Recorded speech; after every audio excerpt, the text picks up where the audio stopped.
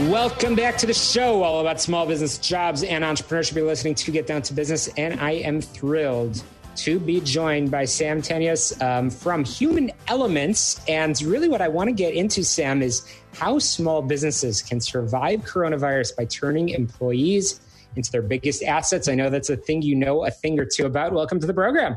Thank you. Thank you for having me. It's such a pleasure. So you consider small business owners heroes. Heroes is a term that's thrown around a lot. Why? And how can companies, small businesses in particular, treat their employees properly? So the way that I view small businesses and why I think they're heroes is if you look at all of our communities across Chicago, across the country. A lot of the communities are based around the businesses that are there. So either the local coffee shop or the barber shop. That's what makes a community. And so to be a hero really is to take and I consider entrepreneurs to be heroes because they look at opportunities in the marketplace, opportunities in their community.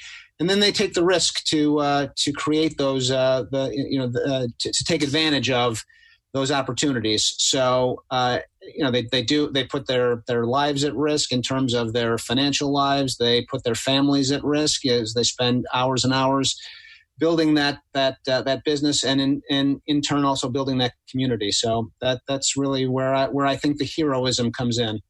So Sam, you are a business owner. You run Human Elements, a human capital management firm that was founded on the principle that employees are any company's greatest asset. And I know that you have been studying the world of COVID and the world of coronavirus. And you have a belief that there will be some tremendous opportunities for small businesses in the coming months, as well as coming years. Tell us a little bit about your sort of your predictions going forward, how companies can make that happen. And of course, would love to learn more about your firm. Sure. Well, I think, in this is just a common, I think for a lot of entrepreneurs to understand is that, when you've got chaos like we're experiencing, chaos always breeds opportunity. It's just looking for it. And I think that, if I were to give entrepreneurs one word of advice right now, or business owners one word of advice right now, it's to look for those opportunities, whether they're within their own organization or outside of their organization.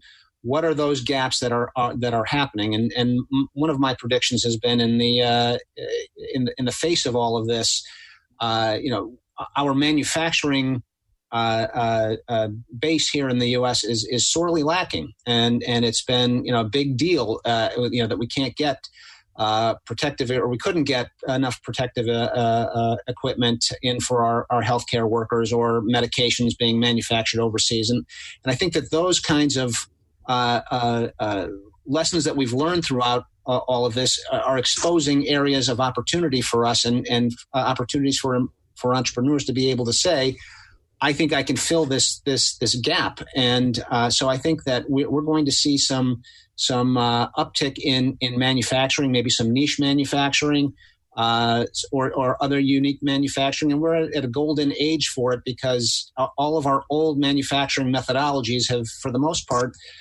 gone by the wayside. They've they're ancient history, and now we can completely rewrite the entire manufacturing process, or what manufacturing is all about here in the U.S. So I see that as being a major area for expansion and opportunity for entrepreneurs.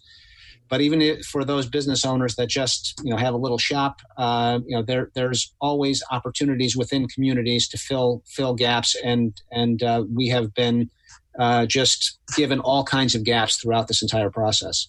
Absolutely. Sam, at Human Elements, it's interesting. One of your guiding principles is we're all in it together. And that's a phrase that I think has been used quite a bit in this era of COVID, but you've incorporated it long before this period. And I know that you are focused on guiding your clients and forging unique employee experiences, maximizing employee return on investment, which is so critical right now. Can you tell us a little bit about some of the clients that you've you've worked with, some of the success stories in our just about 1 minute remaining. Sure.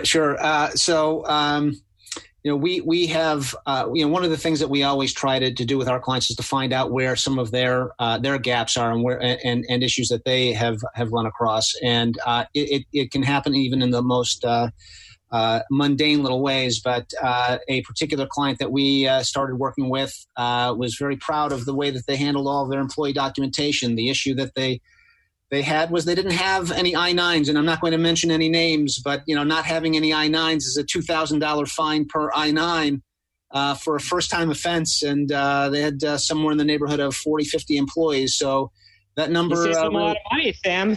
Yes, I did. So that's my favorite success story because it translates so quickly into money. Yeah.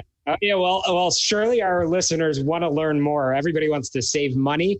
Everybody wants to have more of a return on their investment. That's what you do at Human Elements. So tell us how we can reach you. Sure. So you can reach us at humanelements.us, and you can reach me directly at samT@humanelements.us.